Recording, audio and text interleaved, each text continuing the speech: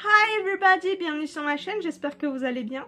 Aujourd'hui on se retrouve pour une vidéo qui mêle deux concepts.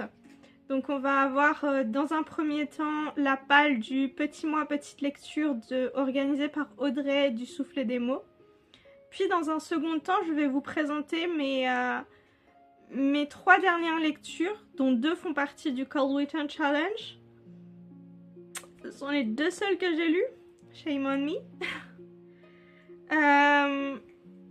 Donc voilà, je pense que on va commencer. Alors, les livres que j'ai prévu de lire pour le petit mois petite lecture, il s'agit de Chien blanc de Romain Gary, qui est une autobiographie qui parle d'une relation avec un chien qui avait été élevé pour être raciste en fait, pour attaquer les hommes noirs, enfin les personnes noires, par la police. Donc voilà, c'est horrible. Ensuite, il y a le livre de ma mère d'Albert Cohen, qui est un témoignage d'Albert Cohen envers sa mère, un témoignage d'amour.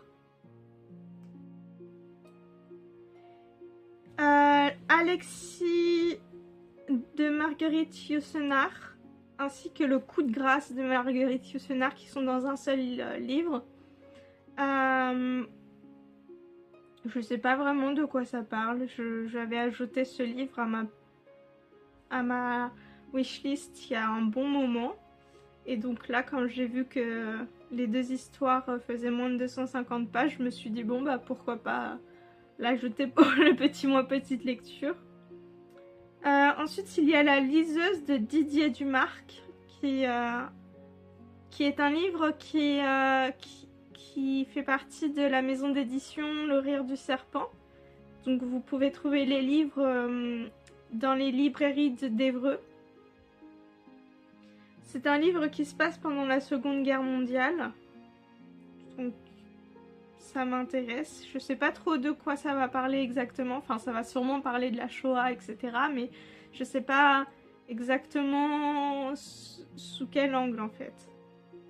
Ensuite, il y a Le fils du pauvre de Mouloud Feraoun, qui est une autobiographie, je crois. Nedyama de Caleb Yassine, qui est aussi une autobiographie, il me semble. Et enfin, Journal d'un chat assassin d'Anne Fine, qui est un roman jeunesse que j'avais lu quand j'étais à l'école élémentaire et que j'ai envie de relire aujourd'hui, depuis un bon moment déjà.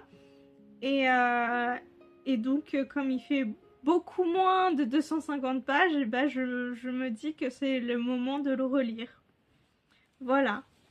Ensuite, nous allons passer au livre que j'ai lu dernièrement.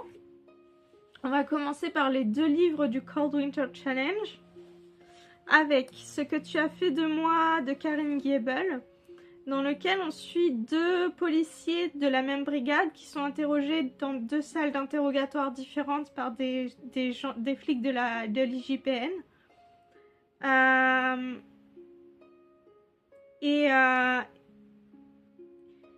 Et on découvre en fait petit à petit une relation très malsaine entre les 2 qui ont donné lieu à un incident qu'on essaie de comprendre, qui va être révélé à la fin du livre, qu'on essaie de comprendre pendant toute l'histoire en fait. On voit petit à petit à quel point la relation mène au chaos.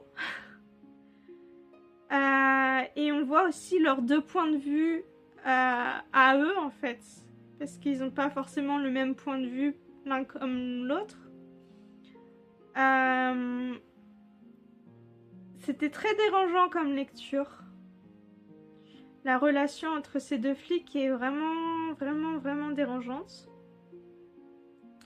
Mais en même temps, j'ai beaucoup aimé... En fait, il y a une telle intensité dans ce qui est raconté qu'on a envie de savoir la suite. On a envie de savoir jusqu'où ça va aller, quoi. Donc ça fonctionne plutôt bien sur moi. Euh, je comprends l'émotion, le sentiment dévorant qu'un des deux personnages peut ressentir pour l'autre. Mais j'ai beaucoup de mal à comprendre jusqu'où il a pu aller pour soulager ce sentiment en fait. Et ouais, c'est ça qui est dérangeant, jusqu'où il a pu aller quoi. Donc voilà. Ensuite, nous avons le deuxième livre du Cold Winter Challenge, L'odeur des clémentines grillées de Lee Do-woo. Alors là, on tombe sur un truc totalement différent puisque on est sur un roman beaucoup plus feel good. C'est l'histoire d'une jeune femme qui s'est fait renvoyer de son poste de professeur de dessin à Séoul et qui donc retourne dans sa ville d'enfance en fait, vivre auprès de sa tante dans la maison des Noix, donc c'était une maison d'hôte en fait. Et elle découvre qu'il y a une librairie qui vient d'ouvrir et elle va y travailler. Et une relation va se construire avec les habitants et avec un autre personnage également qui est un peu plus proche, cette relation. Et j'ai adoré ce livre. C'est un 4 sur 5. Je sais pas si je vous ai donné la note pour l'autre. C'est un 4 sur 5 également. Mais celui-ci est un 4 sur 5 bien plus fort. Parce que c'était une lecture tout en douceur. C'était une lecture pleine de pudeur. Ouais, pleine de douceur et de pudeur, je dirais. Le lien au livre est très intéressant dans le livre. Puisque ça se passe dans une librairie, donc forcément le livre est important. Et ça m'a beaucoup plu que le livre prenne de l'importance. J'ai aussi... ouais, j'ai été fan de la relation entre Ewan la jeune femme, et le jeune homme dont elle tombe amoureuse.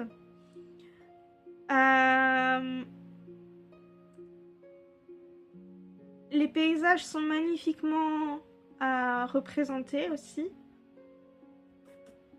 Et puis la relation aussi avec les habitants est très belle, très douce, très bienveillante. Et j'ai beaucoup... C'était une lecture toute douce, toute doudou en fait. On avait envie de se blottir sous un plaid et d'être bien avec un chocolat chaud. Enfin, c'était une lecture parfaite après ce que tu as fait de moi, parce que vraiment ça a bien apaisé les choses et vraiment j'ai adoré cette lecture. Alors ensuite, il y a Jacaranda de Gaël Faye. Là, on est sur un jeune garçon dont la maman vient du Rwanda et qui découvre à la télé les images du massacre en fait au Rwanda. Et il se pose des questions, mais sa maman reste silencieuse sur son passé là-bas. Et un jour, il va y aller avec sa mère et il va découvrir un pays totalement différent du sien, enfin de celui dans lequel il a grandi. Et petit à petit, il va créer des liens avec les autres. Et ce pays qui, au départ, est un pays un peu de vacances, un pays un peu...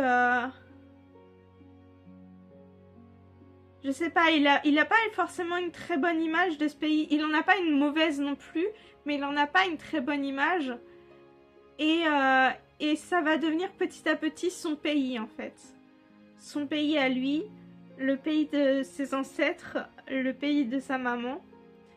Et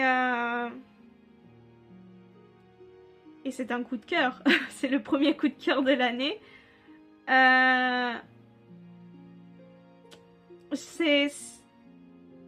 Je suis sans mots en fait. C'était tellement intense, tellement beau, tellement sale aussi, tellement horrible. Et en même temps, il y avait cette humanité chez tous les personnages qui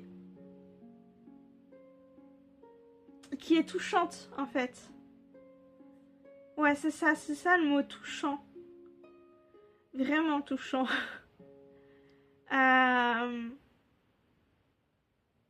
Donc c'est un 5 sur 5 évidemment.